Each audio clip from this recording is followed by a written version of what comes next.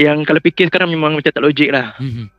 Setiap malam dia akan macam dukung saya. Dia besar, tinggi. Dia cakap dengan saya, malam ni saya nak tidur mana? Rumah mak atau rumah nenek? Saya cakap nak rumah mak. Dan esok pagi tu saya bangun, saya kat rumah mak. Ui. Kisah-kisah seram dan misteri di bilik gelap. Sebelum korang terlupa, apa kata korang bantu like video ni dan juga subscribe, tanda sokongan. Assalamualaikum tentera Jembalang. Terima kasih korang sebab korang play video ini. Okey, tapi sebelum kita nak dengar kisah selepas ini, Iwan nak beritahu kepada semua yang tengah menonton video ini, lagi-lagi di YT ini. Kalau korang ada pengalaman seram dan misteri, sebenarnya Iwan sentiasa menanti sangat cerita korang. Okey, so korang jangan malu untuk kongsikan di dalam bilik gelap. Kalau korang nampak BGO ada buat live, korang cuba singgah, okey? Dan kita akan cuba kenal. Jom kita dengar kisah kali ini. Okey, boleh perkenalkan nama? Okey, nama saya Engku. Saya berasal daripada Kajang. Saya membesar dengan atuk dan nenek saya lah. Jadi pengalaman-pengalaman yang saya alami masa kecil dan masa remaja, masa dewasa memang banyak lah. Okey. Jadi saya cerita yang masa saya kecil, masa umur saya dalam 4-5 tahun, 3-4-5 tahun macam tu lah. Sebab saya ingat benda tu. Jadi ketika tu saya ada kawan. Saya ada kawan, saya pun tak tahu macam mana boleh jumpa dengan dia, boleh berborak dengan dia. Sebab saya bertemu dengan dia dekat halaman rumah nenek saya. Jadi saya bertemu dengan benda tu mula-mula macam kita nampak macam budak. Tapi makin lama dia makin dekat, kepala dia bentuk segitiga yang terbalik. Bucur dia ke bawah. Macam ni? Tapi dia warna hitam, mata dia merah. Tapi masa tu kita budak, kita tak tahu apa-apa kan. Okay. Jadi dia ajak bermain, kita main. Mandi hujan sama-sama. Main kat lopak. Berapa umur waktu tu? Masa tu umur 5-6 tahun. Kita main dekat kawasan-kawasan rumah dia. Okey. Jadi kita main kat situ. Ingatlah, memang ingat kita main dengan dia. Tapi satu benda yang saya ingat, yang kalau fikir sekarang memang macam tak logik lah. Setiap malam dia akan macam dukung saya. Dia besar, tinggi. Dia cakap dengan saya, malam ni saya nak tidur mana? Rumah nenek saya atau rumah mak saya? Sebab mak saya dengan ayah saya dah bercerai. Jadi mak saya memang duduk lain lah, jauh. Berasingan. Jadi itu dia tanya saya, nak tidur mana? Rumah mak atau rumah nenek? Saya cakap nak rumah mak. Dan esok pagi tu saya bangun, saya kat rumah mak. Ui. Betul-betul kat rumah mak ke? Betul-betul kat rumah mak. Apa tu, mak tak terkejut ke tiba-tiba anak aku celah mana boleh masuk ni? Dia itu yang saya pelik. Sebab bila saya jaga tu macam seolah-olah saya memang dah ada kat situ, faham tak? Dia seolah-olah saya dah ada dekat situ, dan orang tahu saya ada kat situ. Adakah ada di situ hanya seketika saja, betul kembali terpaksa balik? Tak, memang dia terus kat situ. So setiap malam dia akan tanya lagi, nak pergi rumah mak, nak pergi rumah nenek. Saya cakap nak rumah mak lagi. So dia biar je. 3-4 hari dia tanya lagi, nak pergi rumah mana? Saya kata rumah nenek lah. Esok pagi saya kat rumah nenek. Dia benda tu berlaku setiap hari daripada saya umur 4-5 tahun sampai saya darjah 3, darjah 14. Dan tadi di awal-awal awak cakap muka dia bentuk 3 segi. Segitiga. Okey. Yang terbalik tau. Bukan atas bukan ke atas. Ke bawah. Macam dua-dua bukan? Okey, macam gitu tu kan. Okey. So untuk badan dia waktu tu macam mana? Bentuk badan dia hitam. Semua saya tak nampak. Tapi saya nampak bentuk muka dia punya kepala dia tu segitiga dengan dia punya mata warna merah tu je. Dan untuk perbualan awak untuk bermain hujan dengan dia waktu-waktu tu, waktu petang-petang tu ke? So just untuk bermain saja ataupun awak pun ada berbual dengan benda tu? Berbual. Bila fikir sekarang ni fikir macam mana saya berbual dengan dia dulu jadi macam pelik macam tu. Kita macam tak bercakap tapi kita boleh faham. Awak nak tidur mana? Rumah mak atau rumah nenek? Tu je. Dua benda tu je dia tanya. Okey. Jom kita sambung balik. Tiba-tiba awak ada rumah satu lagi tu. Rumah kat mak tu. Tapi saya pelik sebab seorang-orang makcik saya, pakcik semua yang ada dekat situ semua macam dah tahu saya datang situ. Saya memang datang situ lah. Macam diorang ada ambil saya bawa ke situ. Benda tu yang pelik lah sampai sekarang lah saya fikir. Jadi sampai saya dah jam 4. Itu kali terakhir saya nampak benda tu. Saya main dekat kebun atuk saya belakang rumah. Lepas tu benda tu cakap dengan saya yang dia nak pergi lah. Yalah. Dia cakap dia nak pergi sebab dia tengok saya dah besar. Yalah. Lepas tu dia pun hilang. Satu sampai darjah 5, darjah 6 saya tak nampak benda tu lah. Okey. Bila kita sebagai ibu bapa ataupun nenek, bila kita melihat cucu kita main kat luar dan bercakap seorang-seorang, adakah nenek awak pernah tegur? Atau mak awak ke? Nenek bawa apa? Macam tegur, kau cakap dengan siapa kau ni? Main dengan siapa ni? Nenek tengok kau berborak seorang-seorang. Tak ada macam tu. Tak ada, nenek tak tanya. Tapi nenek memang bagi tahu saya cakap seorang-seorang masa kecil dulu. Tapi dia tak tegur. Dia ingat saya mainan borak-borak macam tu. Tapi itulah dia kata, dia ingat macam tu. Masa dah dewasa ni saya ceritakan nenek saya terkejut lah benda tu. Benda yang pernah berlaku macam tu. Abang pun pelik juga dengar ni. Tapi ni dah pengalaman yang awak lalui. Macam mana? Abang tertanya-tanya juga ni. Kalau lah dia cakap malam ni nak tidur rumah siapa? Mak ke rumah ayah?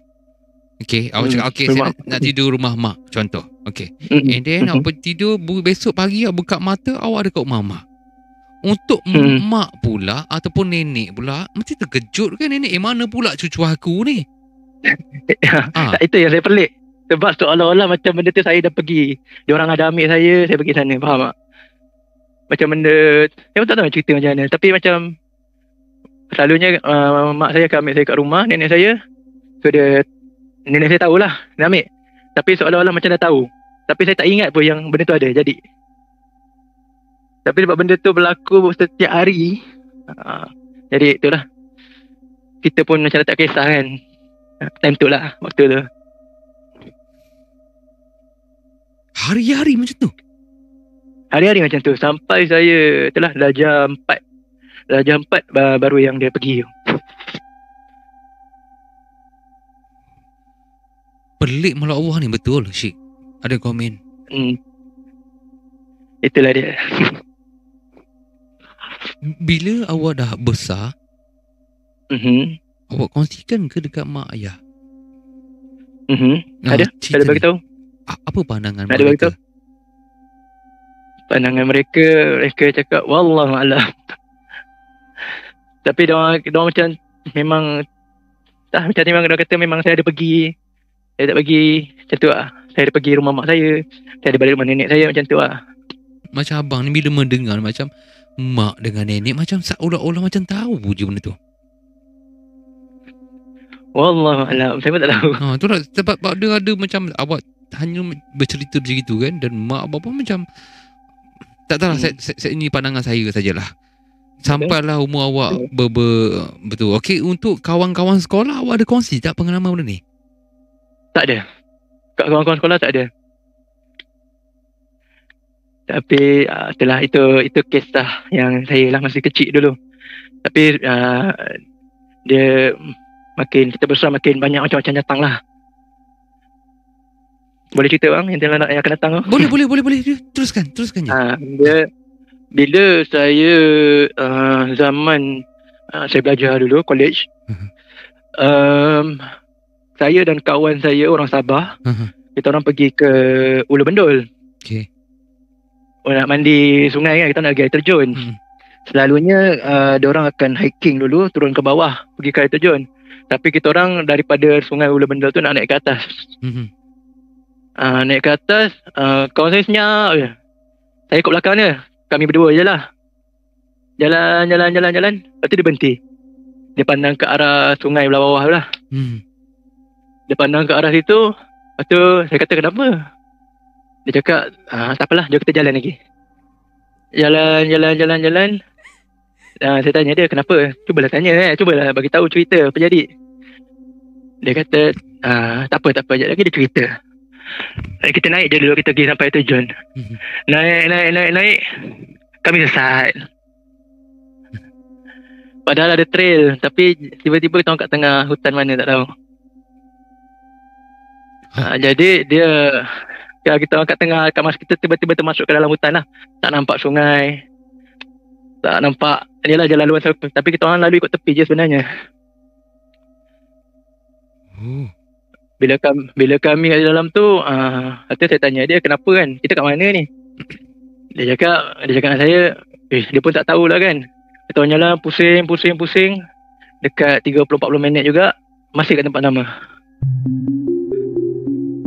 Jadi kawan saya dia ada ilmu petua lah, yang dia belajar kat Sabah.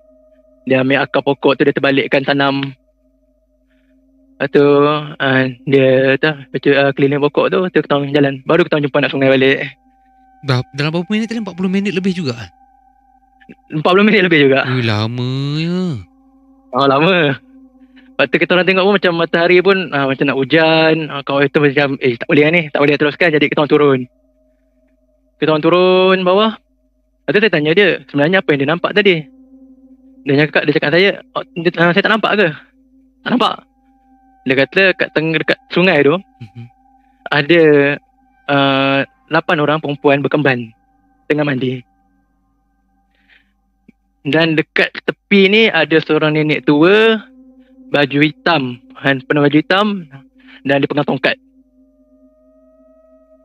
Dia perasan yang kawan saya tahu yang dia ada. Serta yang nenek tua tu sesatkan kita orang. Itulah kisahnya.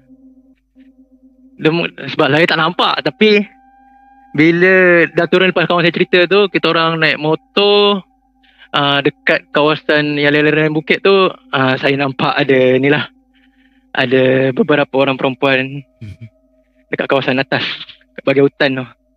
Macam mana? Tapi macam mana perempuan tu? Cuba cerita sikit. Dia macam ni nak cakap memang lain daripada orang kita. Maksud lain tu maksudnya cantik dia lain lah. Manis dia lain. Pemakaian pun berbeza. Pakaian dia macam diorang pakai kain batik, lepas tu baju kurung. Macam tu lah. Tapi semua tu saya tengok memang tak nampak yang bertudung lah. Itu je lah kisahnya, yang antaranya. Sebenarnya cerita awak ni misteri juga weh. Macam mana? Cerita awak ni misteri juga. Seram ni cerita ni. Itulah dia.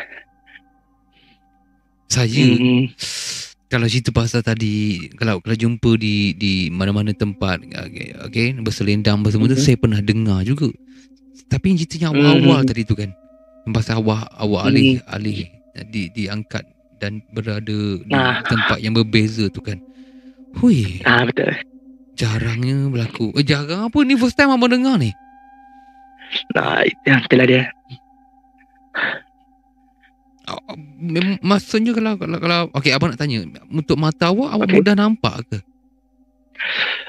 Mudah nampak boleh lah. Sebab saya ada keturunan kan. Mak saya tukang urut, bidan kampung. Nenek dara saya pun bidan. So yang belah atas pun ada mengubat orang. Jadi dia dapat lah. Faham Faham. Sebab saya pun kira kalau mak minta tolong ngurut tu ngurut lah juga. Tu je lah. Adakah semua adik-beradik macam tu? Tak. Awak seorang je?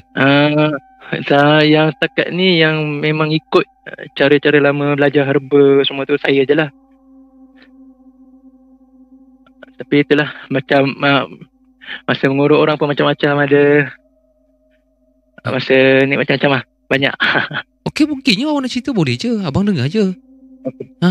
Masa saya mengurut orang, tengah mengurut lah, kita kunci tangan dan kita selawat Bismillah sebelum mula.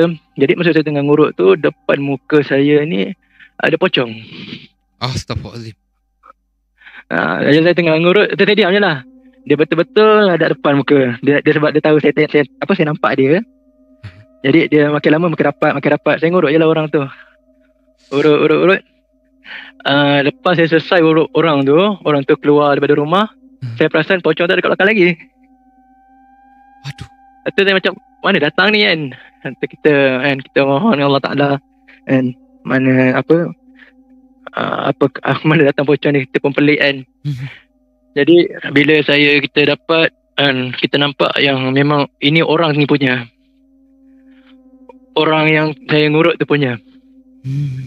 Lepas tu saya cakap lah dengan orang tu, abang, saya tahu apa yang abang buat. Saya tak nak benda ni. Lepas tu dia tanya saya, benda apa? Saya cakap, benda yang abang buat ni lah. Saya tak nak benda ni. Lepas tu dia pun, okay, saya minta maaf. Sebenarnya, minta maaf. Saya cakap, kenapa abang minta maaf? Saya cakap, saya ni tak pandai nak buang benda ni. Jadi saya cakap dengan dia, sebab saya ni pegang badan orang tu kan. Okay. Dia akad kat situ. Dia cakap dengan benda tu, sekarang ni orang ni pegang badan aku, sekarang ni tuan baru kau.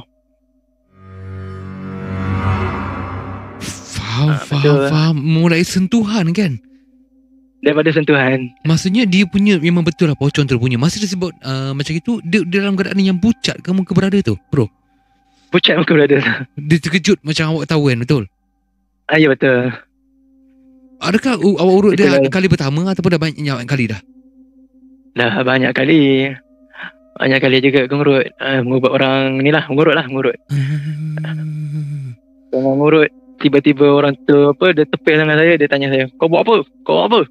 Oi, saya pula terkejut kan. Lepas tu muka dia berubah-ubah. Muka dia jadi macam kecil. Muka jadi besar. Telinga dia jadi capang. Muka orang tu macam berubah.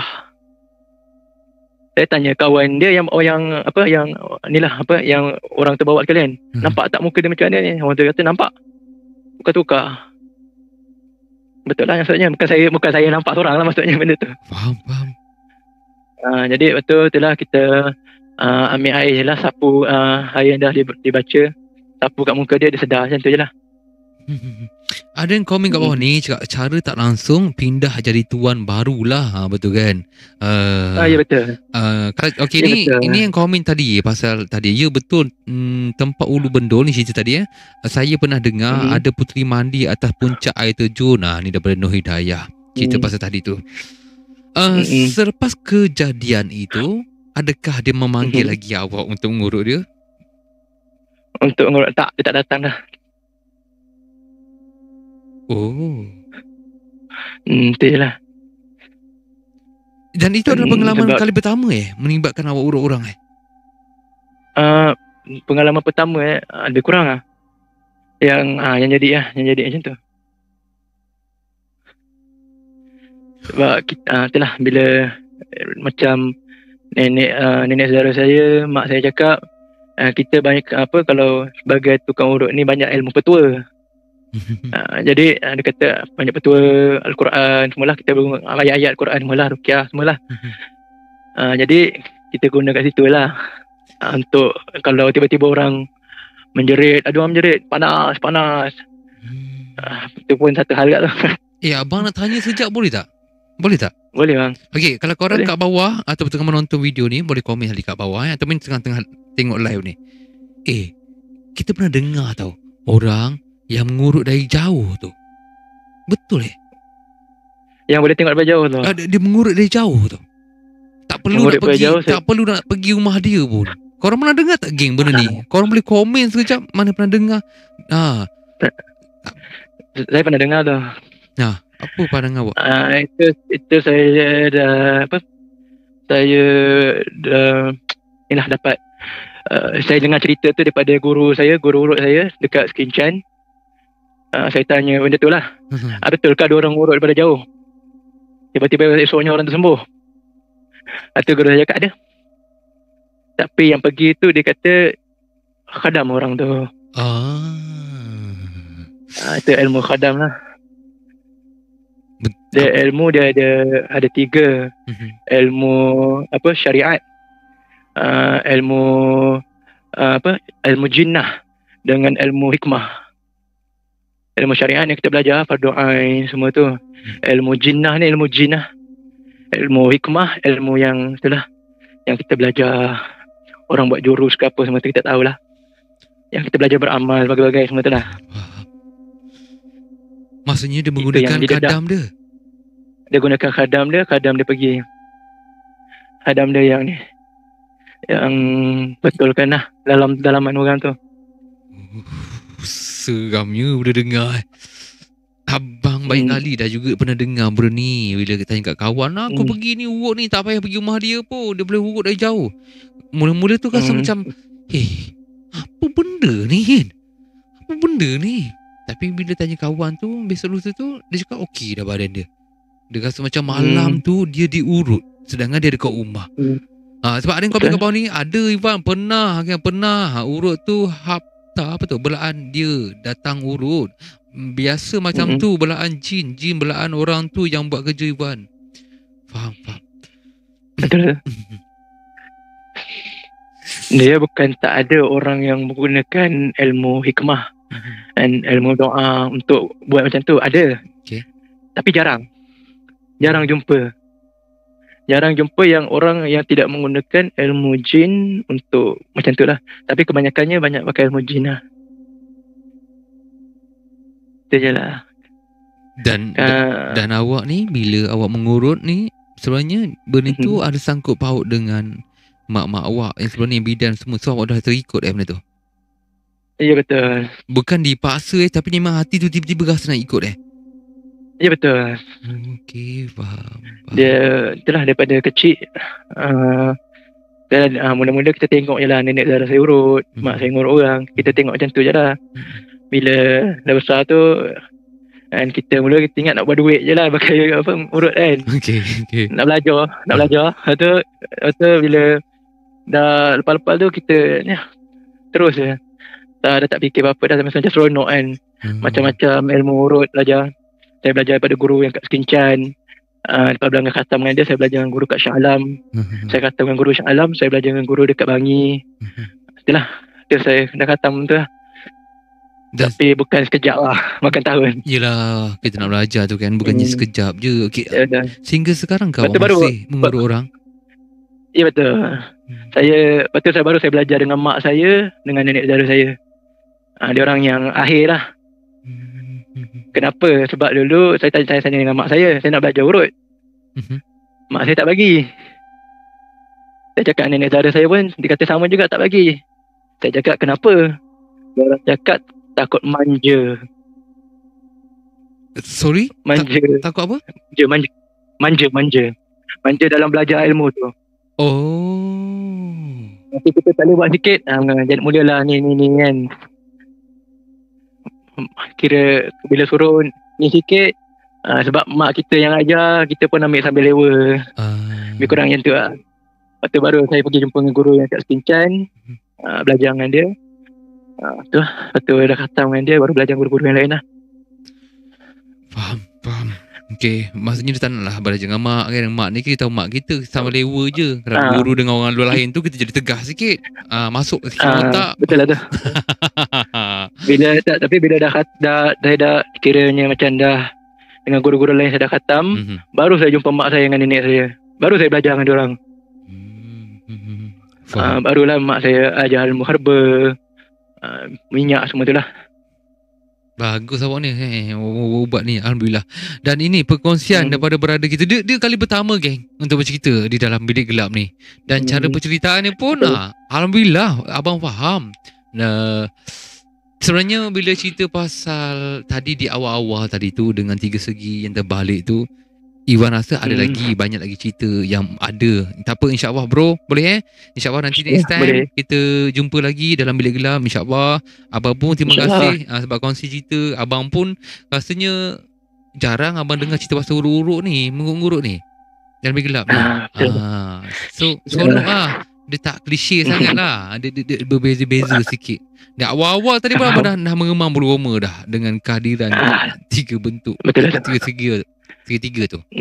So, apa pengajaran untuk semua cerita untuk pengajaran? Pengajarannya dalam kehidupan kita ni orang Melayu kan. Kita duduk kat Nusantara ni, kata guru saya 90% orang Melayu ni memang ada saka lah, ada jin, ada gangguan. Orang kita memang tak terlepas daripada tu. Jadi sebab tu orang Melayu ni banyak pengalaman-pengalaman macam tu. Kenapa di barat sana diorang tak banyak macam ni? Jadi itulah pengalamannya. Bila kita berdepan dengan benda tu, itulah kita kena selalu kena kata, saya cakap jangan kosong kita kena kurang-kurangnya Al-Fatihah 3 kul, ayat kursi basic kita baca pada hari untuk sekian pendiri semua. Amal-amalkan ayat-ayat pendiri itu je lah. Sebab kita tak tahu orang yang berjumpa kita ni macam mana. Macam yang pengalaman saya tadi tu, yang mengurut yang orang ada pocong tu kan. Kalau saya tak tahu benda tu dah memang dah ikut saya dah. Tapi Allah Ta'ala gerakkan untuk saya nampak benda tu. Jadi itulah, kita kena hati-hati lah. Betul. Kalau awak tak perasan tu, entah pocong tu kat sebelah awak sekarang ni. Betul lah tu. Betul kan? Betul lah saya cakap mah. Tapi nasib baiklah nak buat nampak apa ni, bagi dia nampak. Setuju dengan bercerita sampaikan ni. Okey. Ada yang komen kat sini, nanti share nombor telefon mereka nak ngurut. Boleh DM je nanti dia. Okay. InsyaAllah. Apa pun, terima kasih kongsikan. Kita jumpa lagi bro. Jaga diri. Sama-sama. Assalamualaikum. Waalaikumsalam. Itu dia. Kisah-kisah seram dan misteri di bilik gelap.